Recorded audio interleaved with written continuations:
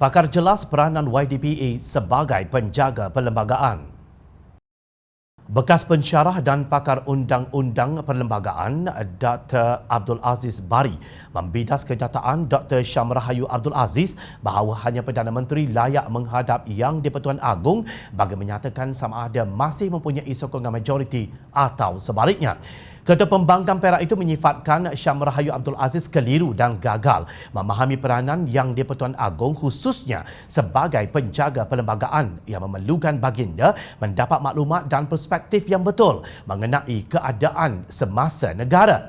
Kelihatannya dia, yakni Syamrahayu, keliru dalam soal nasihat Perdana Menteri atau kerajaan kepada Agong mengenai pentadbiran negara. Itu memang dalam autoriti Perdana Menteri atau kerajaan yang memerintah, katanya dipetik Malaysia Kini. Menurut beliau, dari segi itu ia tidak bermakna Agong tidak boleh mendengar pandangan pihak lain. Jika tidak, masakan ada apa yang disebut sebagai the right to advise, to warn and to be consulted di pihak raja. Ini semua memerlukan seseorang raja itu mendengar dan mendapat perspektif yang pelbagai dan bukan hanya dari Perdana Menteri sahaja, ujarnya. Terdahulu Syamrahayu memetik perkara 43/4 Perlembagaan Persekutuan yang menurutnya jika Perdana Menteri tidak lagi mendapat kepercayaan majoriti ahli Dewan Rakyat, dia harus meletakkan jawatan atau meminta Parlimen dibubarkan.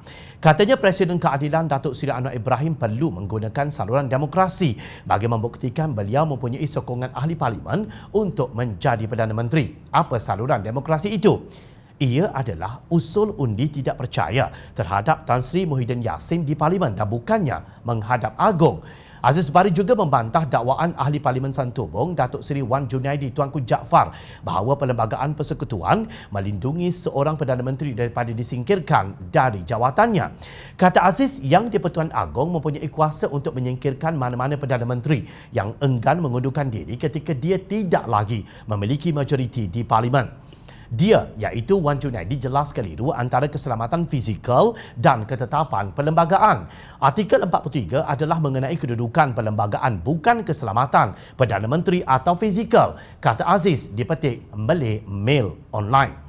Ahli Dewan Undangan Negeri DAP Tebing Tinggi itu berkata perspektif bahawa hanya Perdana Menteri boleh menghadap Agong berbahaya dalam konteks demokrasi raja berperlembagaan. Kesan daripada pandangan sedemikian ialah raja akan dilihat sebagai boneka kerajaan yang ada, sedangkan idealnya ialah raja dan istana perlu berada di atas politik kepartian.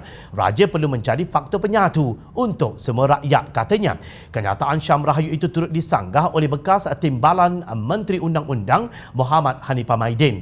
Dengan hormatnya, pada pandangan saya, kuasa YDPA untuk bertemu dengan sesiapa sahaja, apalagi ahli Parlimen yang mendakwa bahawa dia mempunyai bilangan yang diperlukan adalah teramat luas walaupun dikenali sebagai raja berperlembagaan di bawah Perlembagaan Persekutuan, katanya dalam satu kenyataan. Beliau meminta Syamrahayu membaca dan memahami penghakiman penuh Mahkamah Persekutuan dalam kes rampasan kuasa di Perak, iaitu Datuk Seri Nizar Jamaluddin melawan Datuk Seri Zamri Kadir.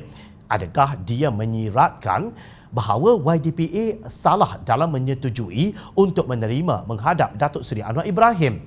Apakah dia juga menyiratkan bahawa YDPA tidak dinasihatkan secara sah atau benar oleh mana-mana penasihat undang-undang untuk bersetuju bertemu Datuk Seri Anwar Ibrahim? Soal Hanifah. Di mana Syamrahayu dan Wan Junaidi ketika Muhyiddin Yassin menebuk atap Februari lalu? Janganlah mengaku pakar kalau tidak mampu berhujah secara adil selain bijaksana.